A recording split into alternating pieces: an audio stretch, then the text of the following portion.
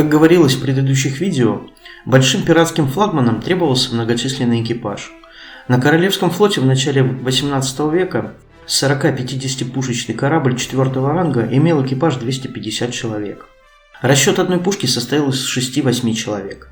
Даже если учесть, что корабль одновременно вел огонь только с одного борта, то становится ясно, что в бою управляли кораблем лишь отдельные матросы. У пиратов это соотношение было примерно таким же, причем кроме канониров в составе команды были еще и члены абордажного отряда. Последние археологические исследования позволяют нам уверенно утверждать о корабельной артиллерии. Большинство пушек на пиратских кораблях было британского производства, отлитых в Уилдоне, графства Суссекс. Все неанглийские пушки были чугунными. Бронзовые пушки к тому времени встречались редко и стоили очень дорого. Надежность чугунных пушек заметно выросла во второй половине 17 века, поэтому бронзовые пушки стали выходить из употребления.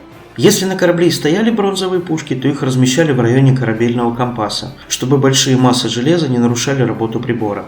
Кроме пушек, арсеналы пиратских кораблей ломились от разнообразного стрелкового оружия, пороха и ручных гранат.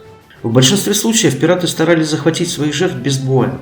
Если же им попадались хорошо вооруженное торговое судно, пираты могли даже отказаться от атаки и уйти искать более легкую добычу. В других случаях пираты проявляли решимость идти до конца.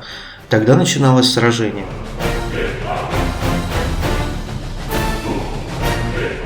Известно описание боя между судном английской Ост-Индской компании «Кассандра» и пиратом Эдвардом Инглендом, произошедшим в июле 1720 года.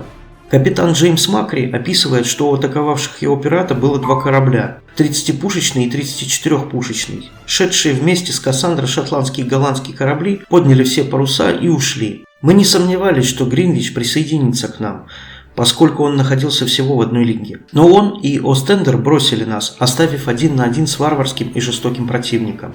Над пиратским кораблем развивался черный кровавый флаг.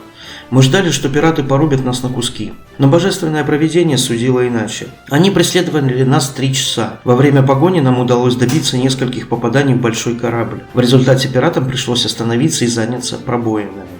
Второй корабль попытался взять нас на абордаж, подгребая к нам на веслах. Но мы смогли перебить все весла и спасти свои жизни. Около 4 часов вечера большинство офицеров и матросов, находившихся на квартердеке, погибло или получило ранения. Большой корабль начал неумолимо приближаться к нам. Пиратский корабль находился в кабельтове от нас, время от времени давал по нам бортовой залп. Потеряв надежду на то, что капитан Кирби придет к нам на помощь, мы решили выброситься на берег. К счастью, наша осадка была на 4 фута меньше, поэтому пираты не смогли приблизиться к нам, когда наш корабль сел на мель. Снова разгорелся ожесточенный бой. Все мои офицеры и большинство матросов сражались с необычайной отвагой. Поскольку мы были повернуты бортом к носу пиратов, мы причиняли им больший урон. Когда капитан Кирби наконец появился, я полагал, что он сумеет разделаться с обоими пиратскими кораблями. Тем более, что одного из них мы почти одолели. Однако Гринвич на помощь так и не пришел, оставив нас сражаться одних с самой пасти смерти. Со второго корабля пираты получили пополнение в виде 5 шлюпок, наполненных пиратами. Второй пиратский корабль тем временем зашел к нам с кормы. Большинство моих людей были убиты или ранены. Я приказал матросам под прикрытием порохового дыма спустить баркасы и другие шлюпки и добираться на них к берегу. Большинство оставшихся в живых членов команды к 7 вечера смогли добраться до суши. Когда пираты ворвались на наш корабль, они порезали на куски 3 тяжело раненых товарищей. Я вместе со своими людьми спешно направился к Кингстону, лежащему в 25 милях, куда и прибыл на следующий день, чуть живой от усталости и кровопотери.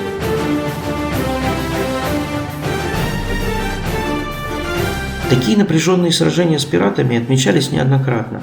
Генри Эври действовал на Индийском океане, Стив Боннет и Черная Борода в районе Каролин, Бартоломью Робертс у берегов Западной Африки. Этот список можно продолжать. Нельзя сказать, что сражения носили искусный характер, представляя собой артиллерийскую дуэль на большой дистанции. Скорее, бой напоминал уличную драгу, когда никто не хочет уступать. Обе стороны использовали территорию, мелководье, сушу, рифы для того, чтобы получить преимущество, сочетая маневры и стрельбу в упор. Безрезультативных сражений не было. Если бой начинался, то до победы.